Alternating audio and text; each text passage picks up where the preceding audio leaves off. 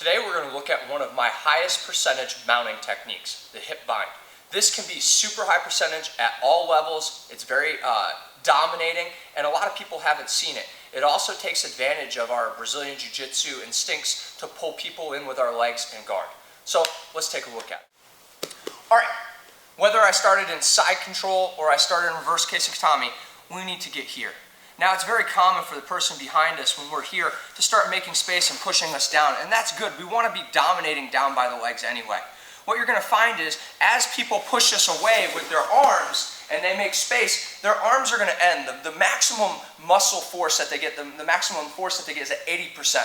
So when his arms are 80% pushed away, there comes a point where he can push his arms all the way straight and you can't go any further. That's the space we want to be in anyway. Back, please.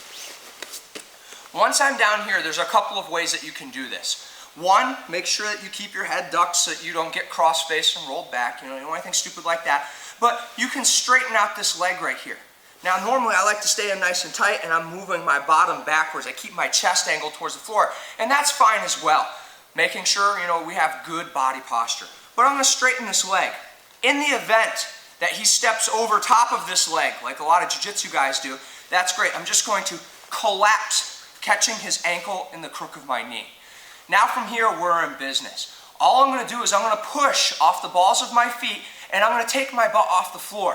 This is a piece, I don't know why a lot of people have difficulties with this, but your butt can't be on the floor. My hips need to ride his hips. We're going to see it in a variety of different angles. I need to turn his knees that way, and ultimately I want this knee to touch the floor. So when I start to push right here, it binds the hip.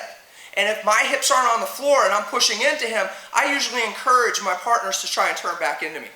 There's no turning back into me. I like to take the spare hand, I like to block that knee and step over.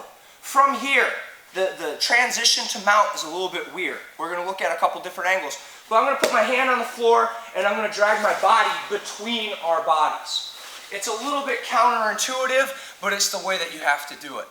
I'm in here, I sat reverse Keisakatami. I straighten that leg, he steps over. Very common. Or this trash right here. This doesn't stop anyone good from mounting. This is dumb. And it sits right into our hip bind right here. I love when people do this. This is my #1 response for when people put that foot up there. All right, from here, I'm going to bridge into his hips. Remember, my butt's not going to be on the floor. Block the knee, step over, arm in between. So I'm in reverse Keisakatami. I've got good control, and I've got control of that leg. From here, I pull that leg in, or he steps over all the way on his own. Remember that I'm pulling in with my leg in the crook of my knee. From here, I am going to push away, making sure that my hip's off the floor, and you can see that his knees are touching. Excellent. It's exactly what I want. Chalk the knee, step over, and watch how I drag this arm between our bodies. It's important that I duck my head and come in here. One of the things that you do have to worry about is them bringing that arm up and trying to cross-face you. Not there, around the outside, right here. People are going to try and do that. You drive forward and bring that arm through. So it's a time-sensitive move. You need to make sure that you're binding the hips effectively and that you're bringing that elbow between. Resist the urge to bring that arm up and around the head.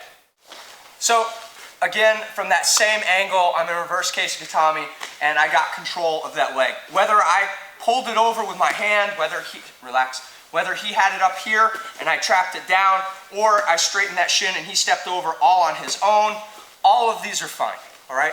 We just need to take a look at dragging that elbow between the body one more time. Again, I am going to push with my pelvis, and there's no such thing as too much pelvis. Control, step. Turn just a little bit, please. Now this, we just need to make sure that we get this right, all right? Don't try to come this way because he'll just straighten out his arm in that direction and I'm never going to get it. And if I get caught here, man, it's a bad day, okay? So from here, hand to the floor, and my elbow is going to come between our belts. Very important. You can see that I've dropped my hips back, and then you can go into your normal mount game. This move is so high percentage and so good. All you have to do is practice it a couple of times, and if you get that hip off the floor, then you're doing the right thing.